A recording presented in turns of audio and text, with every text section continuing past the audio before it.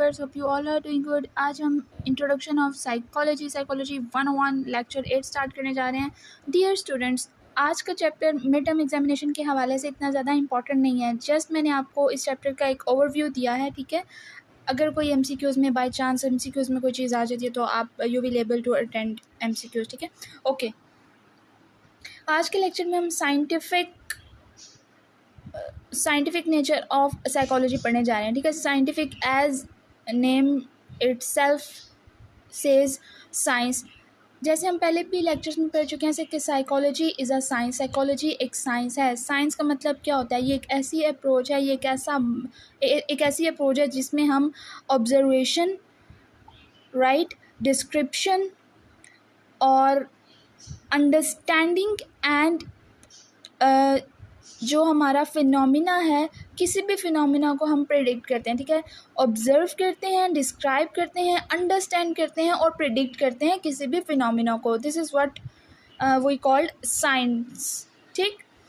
अब scientific method में ये चीज़ें इन्वॉल्व होती हैं, ये मेथड्स इन्वॉल्व होते हैं कि इसमें हम तो सबसे पहले देखते हैं, ऑब्ज़र्व करते हैं चीज़ों को, ठीक है।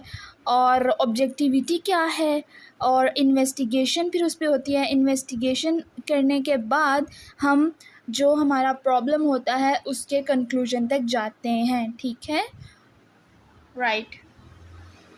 ओके, इसके बाद स्टेप्स ऑफ साइंटिफिक अप्रोच या साइंटिफिक मेथड। सबसे पहले अगर कोई भी रिसर्चर है या कोई भी ऑब्जर्वर है या किसी ने अपनी रिसर्च के लिए जाना है, सबसे पहले वो अपनी रिसर्च की प्रॉब्लम को आइडेंटिफाई करेगा कि मैं ये रिसर्च कर क्यों रहा हूँ, मुझे क्या रिसर्च के लिए क्वेश्चन दिया गया है, किस चीज़ पे रिसर्च करनी है। ओके, उसके बाद वो उस चीज़ को रिव्यू करेगा कि ये क्वेश्चन है, इसमें ये स्टेप्स हैं, ये सारे एजम्पशंस हैं, लिमिटेशंस हैं, क्या चीज़ें हैं। उसके बाद formulation of hypothesis, right. Formulation of hypothesis का मतलब होता है कि आपने चीज़ों को ऑब्जर्व किया डिफरेंट पर्सपेक्टिव से, उसके ऊपर फिर आपने एक आइडिया जनरेशन की कि ठीक है, आइदर दिस और दैट, ये चीज़। उसके बाद आप उस थॉट को डिज़ाइन करते हैं, ठीक है, कंडक्ट करते हैं कि ये होना किस तरह से, पूरी पैराफ्रेजिंग करते हैं, पैराग्राफिंग करते हैं आप उस आइडिया जनरेशन की।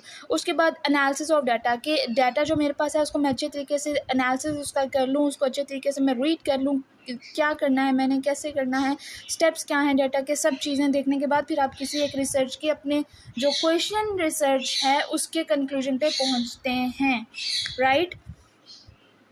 ओके, इसके अलावा डिस्क्रिप्टिव रिसर्च मेथड क्या होता है? इसमें हमारे पास कुछ चीज़ें हैं। ऑब्जर्वेशन, ठीक है, कोरिलेशनल रिसर्च, सर्वेज होते हैं, इसमें केस स्टडीज़ की जाती हैं, फोकस ग्रुप्स के ऊपर हम ऑब्ज़र्व करते हैं, चीज़ों को देखते हैं, मेटा एनालिसिस होते हैं। ऑब्जर्वेशन में सिंपल हम माहौल को, लोगों को, जिस भी चीज़ के ऊपर आप रिसर्च करने जा रहे हैं उससे रिलेटेड आप चीज़ों को ऑब्जर्व करते हैं। कोरिलेशन रिसर्च में भी ये चीज़ें आ जाती हैं, आप चीज़ों को रिलेट करते हैं, अपनी रिसर्च को कोरिलेट करते हैं, सर्वेस करते हैं, फिर आप डिफरेंट लोगों के पास जाके इंटरव्यूज़ भी कर सकते हैं, केस स्टडीज़ की जाती हैं, ठीक है, डीपली चीज़ों को समझा जाता है, अंडरस्टैंड किया जाता है। फोकस ग्रुप्स होते हैं जो हमारी हेल्प करते हैं या हम उनसे हेल्प लेते हैं। मेटा एनालिसिस होता है, ठीक है, डिफरेंट टाइप्स ऑफ एनालिसिस किए जाते हैं रिसर्च को कंक्लूजन तक लेके जाने से पहले। ओके, टाइप्स ऑफ ऑब्जर्वेशंस हैं कुछ यहाँ पे। एक तो ऑब्जर्वेशन विद इंटरवेंशन है और विदाउट इंटरवेंशन है। ऑब्जर्वेशन विदाउट इंटरवेंशन में बेसिकली ये चीज़ आ जाती है कि हम जो हैं नेचुरल सेटिंग्स को अडॉप्ट करते हैं, कि जो जैसा दिख रहा है उसको वैसा ही हमने लेना है, उसमें कोई हम मॉडिफिकेशंस नहीं कर सकते, कोई हम उसमें एडिटिंग नहीं कर सकते। जो चीज़ जैसी है, जो जैसे हालात से गुजर के आ रहा है या जो प्रेजेंट सिचुएशन है, हमने उसको वैसे ही देखना है, एज़ इट इज़ देखना है हमने चीज़ों को, ठीक है। इसके लिए अब मुश्किल हो जाता है एक ऑब्जर्वर के लिए, जो चीज़ें ऑब्जर्व कर रहा है, जाहिर सी बात है इंसान है, एक चीज़ को ऑब्जर्व करेगा, एक चीज़ पे फोकस करेगा, तो दूसरी चीज़ें चांसेस हैं कि चीज़ें मिस हो जाएं। तो उसके लिए फिर जो ऑब्जर्वर है या रिसर्चर है वो ऑडियो या वीडियो रिकॉर्डिंग्स की हेल्प ले सकता है, ठीक है, चीज़ों को याद रखने के लिए, मेमोराइज करने के लिए अगेन। और ऑब्जर्वेशन विद इंटरवेंशन में बेसिकली जो ऑब्जर्वर या रिसर्चर होता है वो एडिटिंग कर सकता है, कुछ डिफरेंट वेरिएबल्स को इंक्लूड कर सकता है, ठीक है। जो कि फ्रीक्वेंटली एग्जिस्ट नहीं करते। इस तरह से हम इसमें एडिटिंग कर सकते हैं, कुछ हम ऐड ऑन कर सकते हैं, बेसिकली ये कंसेप्ट है इसका। Okay, then types of observation with intervention. इसमें हम पार्टिसिपेशन ऑब्जर्वेशन आ जाएगी, स्ट्रक्चर्ड ऑब्जर्वेशन आ जाएगी और फील्ड एक्सपेरिमेंट आ जाता है। पार्टिसिपेंट ऑब्जर्वेशन में जो ऑब्जर्वर होता है वो कुछ ग्रुप को ले लेता है, जिस ग्रुप में डिफरेंट इंडिविजुअल्स को ले लेता है, जिसके ऊपर फिर ऑब्जर्वेशन की जाती है। जो पार्टिसिपेंट्स होते हैं उन्हें नहीं पता होता कि हमें एज अ ऑब्जर्वेशन के लिए यूज़ किया जा रहा है, ठीक है। ये सिर्फ रिसर्चर को पता होता है कि मैं ये काम क्यों कर रहा हूँ लोगों के साथ। स्ट्रक्चर्ड ऑब्जर्वेशन में बेसिकली ये चीज़ आती है कि हम जो ऑब्जर्वर हैं या रिसर्चर है वो पूरे एक एनवायरनमेंट को स्ट्रक्चर्ड करता है। लाइक इसमें मैं सिंपल आपको समझाऊं तो आप जो रिसर्चर होते हैं वो ये टेक्निक भी यूज़ करते हैं कि मिरर के पीछे बैठ के तो लोगों को ऑब्जर्व कर रहे होते हैं। आप देखने वाले को तो वो सिर्फ सामने मिरर नज़र आ रहा है, बट उसके पीछे कोई बैठ के उन्हें देख रहा है, वो चीज़ उन्हें समझ नहीं आएगी। सिंपल एग्जांपल है स्ट्रक्चर्ड ऑब्जर्वेशन की। फील्ड एक्सपेरिमेंट ये एक broad field of scientific approach है या मेथड है या फिनोमिना है। इसमें हम बहुत सी साइकोलॉजी में, सोशियोलॉजी में एक्सपेरिमेंट्स हुए हैं, ठीक है। सिंपल एग्जांपल दे के समझाने की कोशिश करूँगी।